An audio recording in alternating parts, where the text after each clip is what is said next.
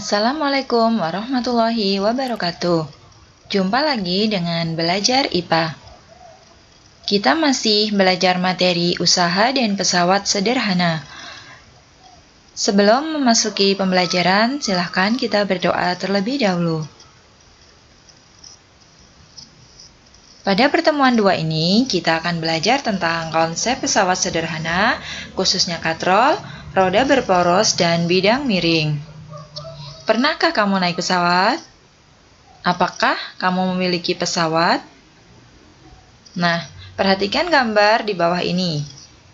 Jika kamu memiliki atau pernah melihat benda-benda pada gambar di bawah ini, artinya kamu memiliki pesawat. Bahkan mungkin pernah naik pesawat. Nah, apa sih pesawat yang kita maksud? Pesawat sederhana adalah alat mekanik yang dapat mengubah arah atau besaran suatu gaya. Alat ini dapat mempermudah usaha manusia. Ada 4 jenis pesawat sederhana, yaitu yang pertama, katrol. Yang kedua adalah roda berporos. Yang ketiga, bidang miring. Yang keempat, tuas. Katrol berfungsi mengubah arah dan besar gaya kuasa. Katrol yang pertama seperti ini, yaitu katrol tetap tunggal, di mana gaya yang dibutuhkan akan sama dengan gaya beratnya. Keuntungan mekanisnya 1. Hanya di sini katrol berfungsi mengubah arah. Sedangkan katrol yang berikutnya adalah katrol tunggal bebas, atau disebut juga katrol bergerak. Yang seperti ini keuntungan mekanisnya adalah 2, artinya gaya yang diperlukan untuk menarik benda hanya setengah dari gaya beratnya. Katrol berikutnya adalah 1 katrol tetap dan 1 katrol bebas. Ini keuntungan mekanisnya juga 2. Nah, sedangkan yang ini merupakan katrol majemuk. Keuntungan mekanisnya tergantung dari jumlah tali. Ada 4 tali di sini sehingga keuntungan mekanisnya 4. Artinya gaya yang diperlukan hanya 1/4 dari gaya berat benda. Kita lanjut pada roda berporos. Adalah sebuah roda yang dihubungkan dengan sebuah poros yang dapat berputar bersama-sama.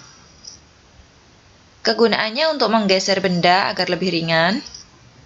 Yang kedua adalah memperkecil gaya gesek antara 2 benda. Jika kamu punya sepeda, berarti kamu memiliki roda berporos ini. Keuntungan mekanisnya adalah jari-jari roda dibagi jari-jari poros. Selain sepeda, contoh yang lain ada pada sepatu roda dan juga kursi roda. Kita lanjutkan pada materi bidang miring.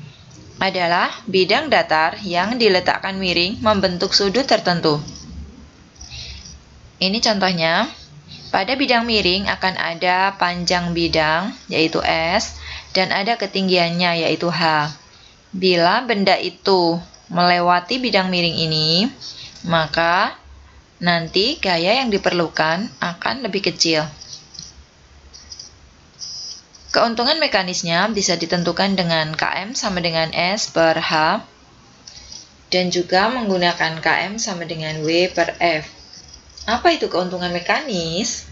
Keuntungan mekanis atau Km merupakan perbandingan antara beban dengan gaya kuasa. Semakin besar nilai keuntungan mekanisnya, akan semakin mudah pesawat sederhana itu kita gunakan.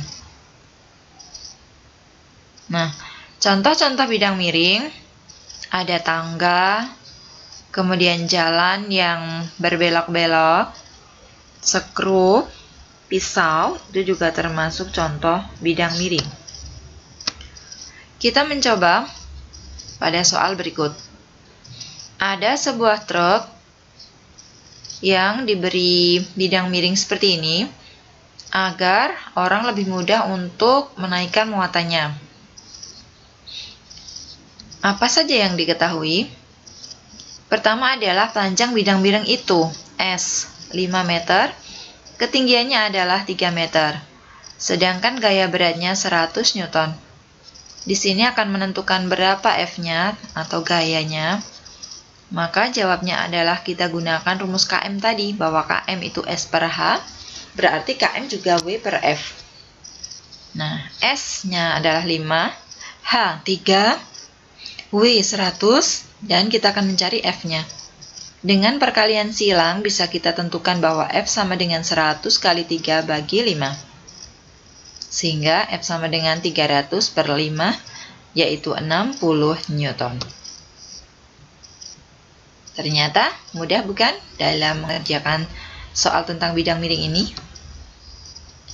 Nah, untuk pertemuan mendatang, kita akan mempelajari tentang pesawat sederhana yang khusus tuas dan jenis-jenisnya.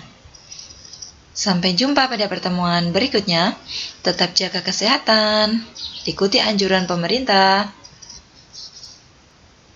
Terima kasih dan sampai jumpa. Wassalamualaikum warahmatullahi wabarakatuh.